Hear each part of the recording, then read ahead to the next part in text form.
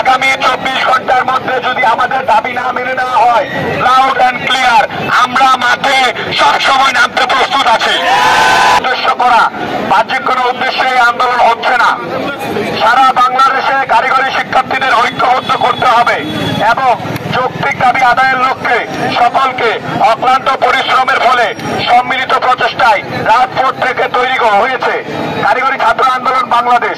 লাখো শিক্ষার্থীর আশা ভরসা ও স্বপ্ন পূরণের উদ্দেশ্যকে সামনে রেখে উত্থাপিত 6 দফার কারিগরি ছাত্র আন্দোলন কর্তৃক উত্থাপিত সংশোধিত 6 দফা দাবি হলো: 1.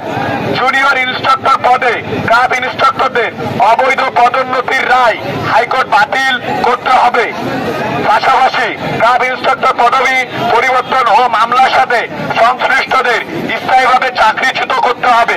2021 সালের রাতের আধারে নিয়োগপ্রাপ্ত ক্রাফট ইন্সট্রাক্টরদের নিয়োগ সম্পূর্ণভাবে বাতিল এবং সে বিতর্কিত নিয়োগ বিধি অবিলম্বে সংশোধন করতে হবে। 2 নম্বর দাবি: ডিপ্লোমা ইন ইঞ্জিনিয়ারিং কোর্সে যে কোনো বয়সে ভর্তির সুযোগ বাতিল সহ উন্নত বিশ্বের আদলে 4 বছর মেয়াদী মানসম্পন্ন কারিকুলাম নিশ্চিত করে একাডেমিক কার্যক্রম পরবর্তী প্রবিধান থেকে পর্যায়ক্রমিকভাবে সম্পূর্ণ ইংরেজি মাধ্যমে চালু করতে হবে।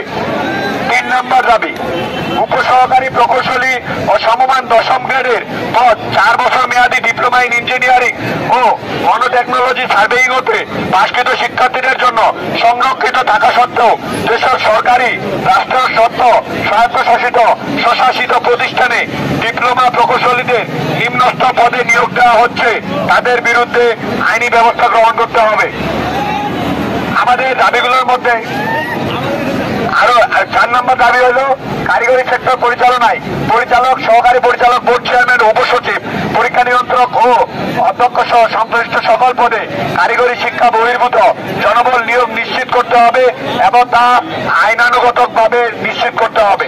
5 নম্বর: কারিগরি শিক্ষায় বৈষম্য দুরবস্থা দূর করার পাশাপাশি দক্ষ জনসম্পদ তৈরিতে কারিগরি ও উচ্চশিক্ষা মন্ত্রণালয় নামে স্বতন্ত্র মন্ত্রণালয় প্রতিষ্ঠা করে দ্রুত সময়ের মধ্যে কারিগরি শিক্ষা সংস্কার কমিশন গঠন করতে হবে।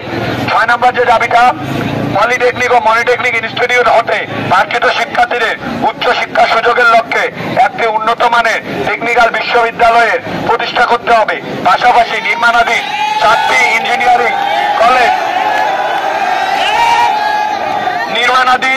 ইঞ্জিনিয়ারিং কলেজ নড়াইল, নওগাঁ, খাগড়াছড়ি ও আমার প্রিয় ক্যাম্পাস ঠাকুরগাঁও সহ এই পলিটেকনিক ও মনিটেকনিক হতে পাশকৃত শিক্ষার্থীদের জন্য অস্থায়ী ক্যাম্পাস ও ডুয়েটের আওতাভুক্ত একাডেমিক কার্যক্রম পরিচালনার মাধ্যমে আগামী সেশন থেকে শতভাগ সিট ভর্তির সুযোগ নিশ্চিত করতে হবে।